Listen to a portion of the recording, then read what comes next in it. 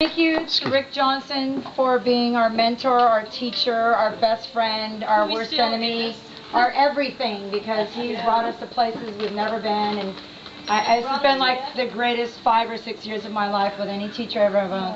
And I've been with a lot of people in my life, and you mean so much to me. And this is from all of us to you, because it's something you really need. It's a jock strap. We love you all, and that's why we're here. Something you really need. I heard it was made out. Oh, wow.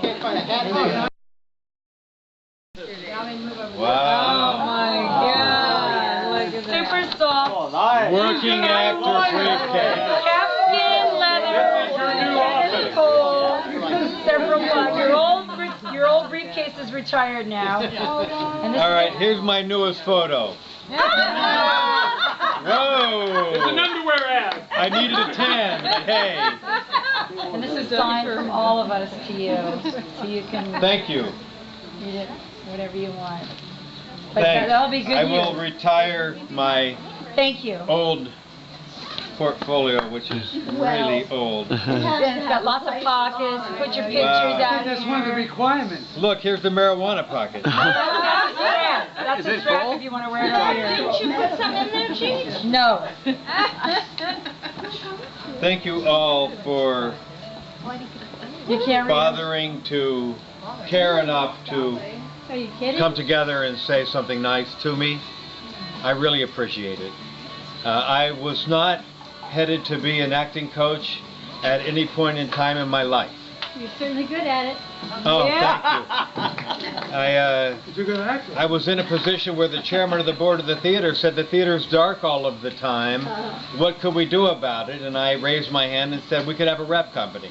We'll turn on the lights. And started on the idea of a rep company, and that very night the board voted unanimously to support that. Of course, there were a couple people that weren't at that meeting that would have voted against it, but it was what it was. And so I produced the first show, The Shadow Box, and it was a big success.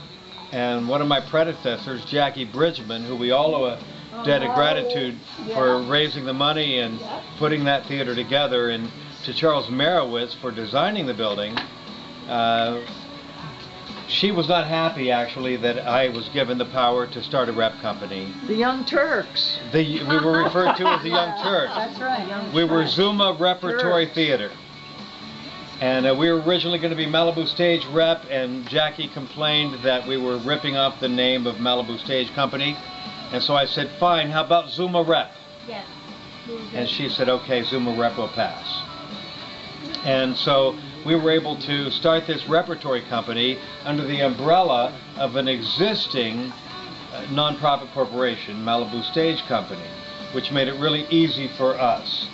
And great opportunity for us to start to give acting opportunities to others around Malibu, where previously it had seemed most people were cast from outside the community. And so I produced that show and another one, and the president, Jackie, resigned, which left a huge void. And so I said, well, I'll just produce more shows to fill that void, which I did. And Jay Tando is here somewhere tonight. Right here. Oh, I'm sorry. Shooting video of you right now. Oh, yeah, I didn't see you. I'm in film business, so I've learned not to look at the camera.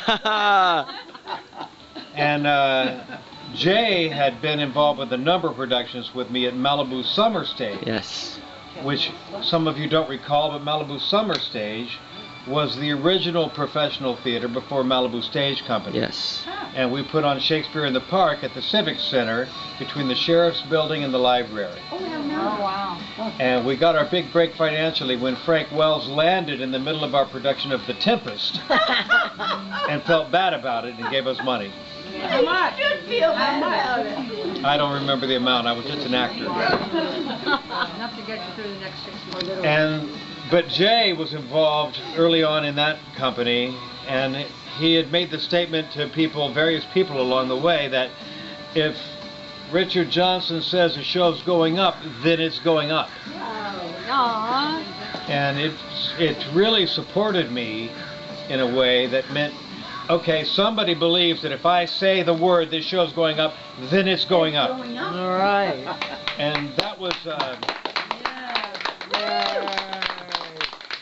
that was a key factor in making the productions happen that have happened over the last 5 years.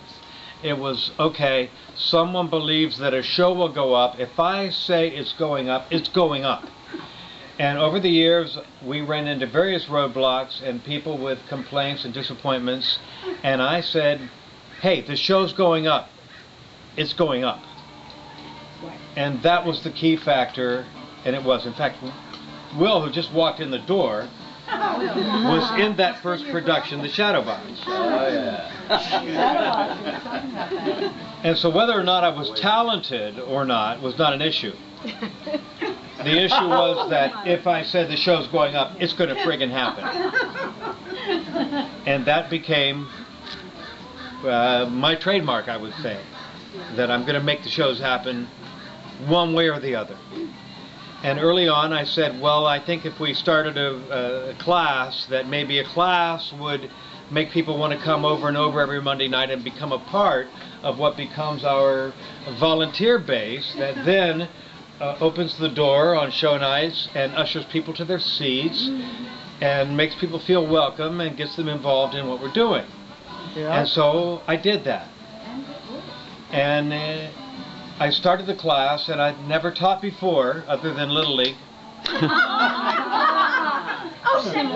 But I've studied with the best, Larry Moss and Nina Foch and Peggy Fury, and I thought, well, maybe I can bring some of their thoughts to bear. And started to try to teach more with the idea of sharing. And I think I often said, if I say something, that doesn't mean it's right. That means it's my opinion. Exactly. And you take and do with it what you will, and what is right for you in the development of that character, with the idea of just creating an opportunity for you to learn on your own about the characters. And it was really exciting for me to have it happen. There were 2 children theater groups involved at the time, and they're still involved today. Nice. And there was a feeling among them that there's abrasion between us and the previous administration. And I tried to ease that and give the time to the children's theater and compromise with the adult theater and make it work as a group and community effort, which also turned out to work. I still have a wonderful working relationship with the people that run those theaters, which would be Shoshana and John and Dee Dee and Julia Holland. Yay. And it was really exciting to feel that come together, and really exciting to see people who would come along and say that they would listen to what I had to say, and others who would not listen. And I thought that not listening was a good thing, because I'm not right. And through the process of the last 5 years of doing this, I put myself in a position to be involved in studying scenes constantly, character analysis on a constant basis, and as you all know already, my work is, my lifetime goal and work is acting, not producing or directing. And I learned a lot by watching all of you. Cold readings by Rita and studied work by Gigi and by Diane Peterson and Jay, and on up and down the ladder. I could see people studying and developing their characters and trying to keep alive what is great theatrical craft. And it was very important to me. And I felt that it made me a better actor. Yeah. To the point where in the last couple of years I felt like, well, there's nobody better on the planet.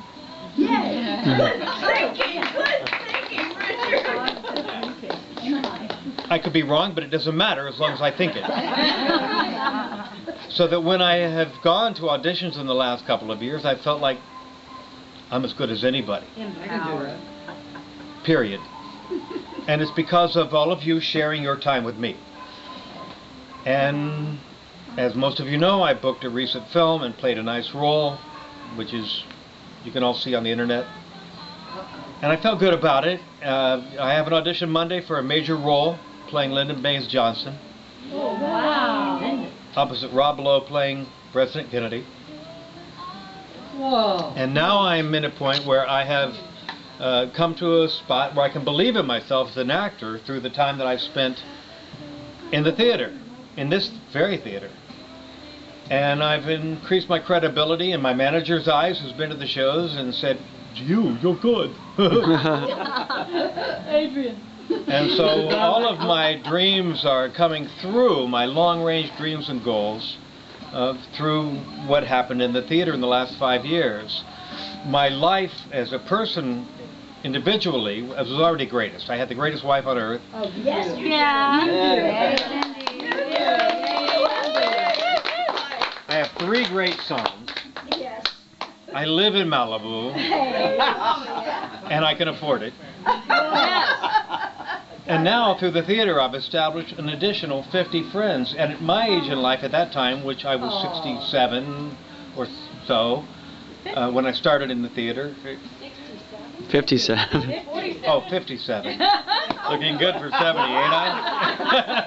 Thank God someone. I met this whole family of friends That we are. Yeah. that you run into in the market and that you see at various public events and that act like they love you and that hug you They do. and that shake your hand and are willing to play golf with you. Where's George? Where's George? I don't. George and I played last week. Having a cigar somewhere over there with David from.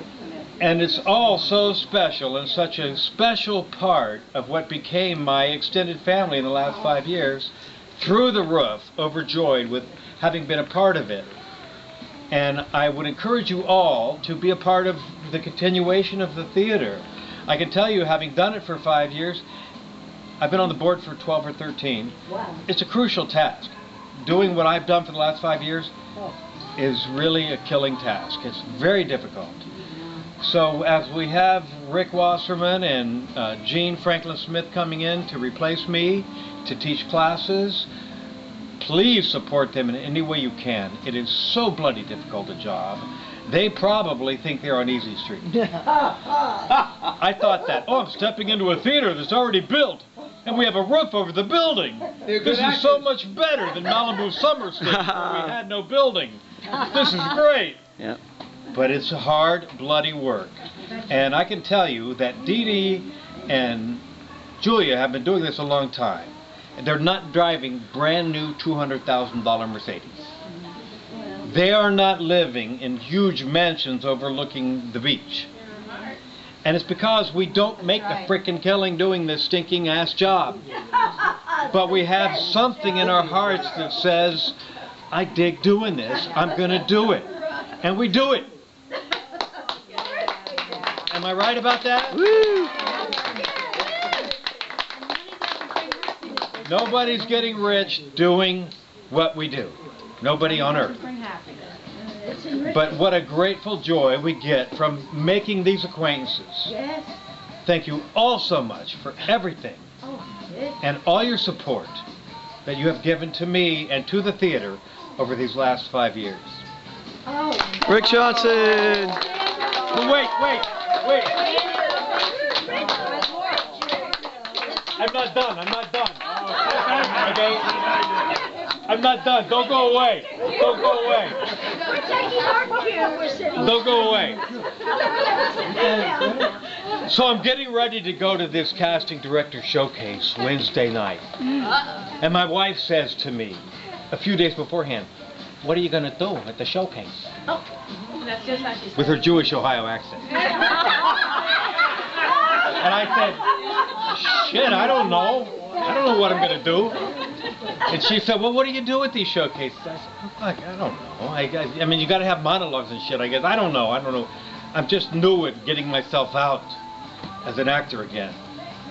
Well, if you're going to do a monologue, you better get the shit together. All right. No pressure. This is the middle of a weekend of biking with the kids and with Richie, and I'm going, all right. So suddenly I said, okay, I'll break out this thing from Equus that Trish and I had worked on. Yes. And that Margot and I had worked on. And I said, all right, I'm gonna memorize this fucking monologue. Oh my God. All right, I'll memorize this monologue, and I'll bring it to bear Wednesday night. I'm ready.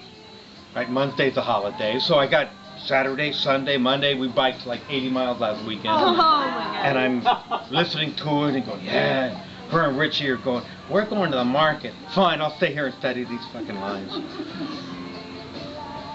Then Tuesday I call AIA and I say, what do you got to do for this damn thing anyway? And they say, oh, well, the casting director brings you cold reading shit. I said, all right, fine. Fine, I'm ready. In the meantime, I memorized this fucking monologue. So I got to give it to somebody. Okay, go. So you're going to get the monologue. You're going to get the monologue just because I prepared it. And I thought, here we have it. We can't do it on Monday nights anymore, so here I go. All right, so this is from a play that most of you know, written by Peter Schaefer. The name of the play is Equus. It was played on film by Richard Burton. Wow. It was played on stage by Anthony Hopkins. On Broadway.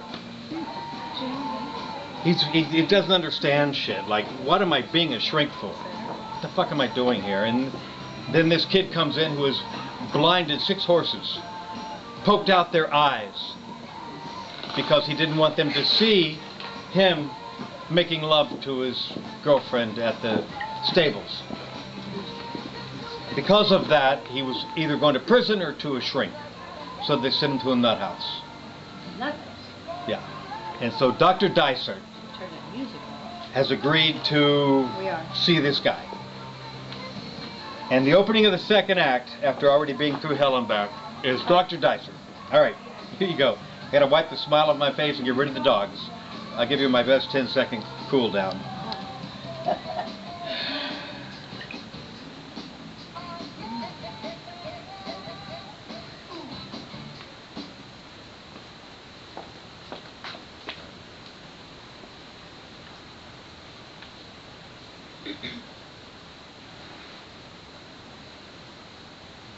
With one particular horse he embraces.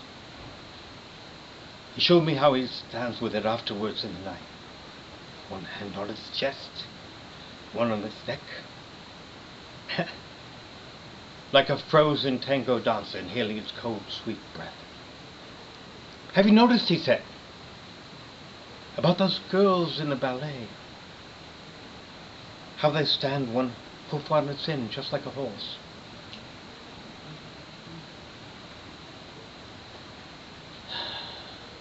He's gone off to rest now, leaving me here alone with Equus.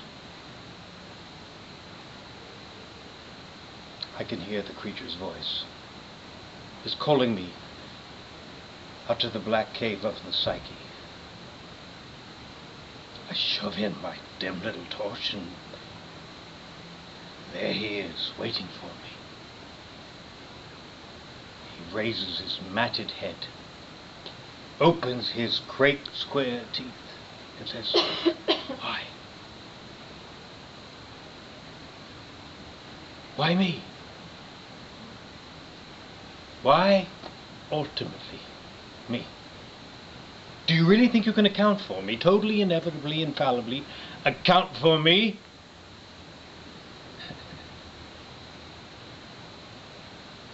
Poor Dr. Dysart. Of course, I've stared at such images before, been stared at by them, whichever you may look at it. And weirdly, often now, for me, it appears that they are staring at us. That in some quite palpable way they precede us. It's meaningless, but unsettling. In either case, this particular one, this huge, implacable head, is the most alarming yet.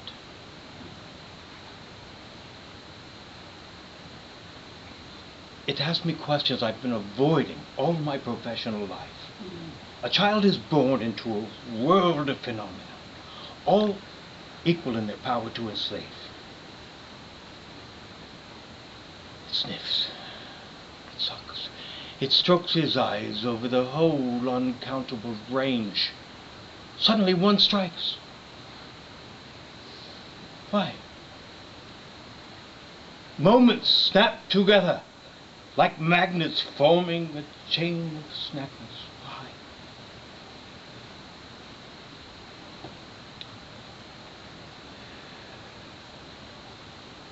I don't know. Neither does anyone else.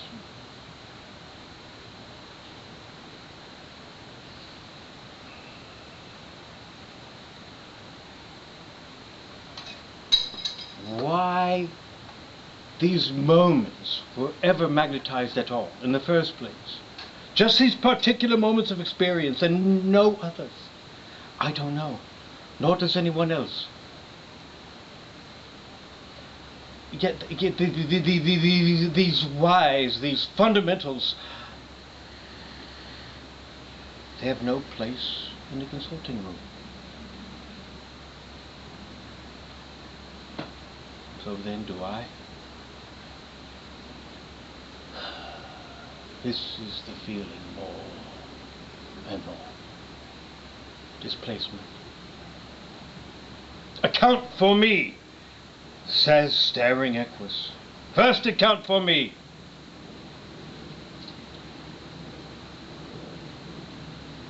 This is more. This is more than professional menopause.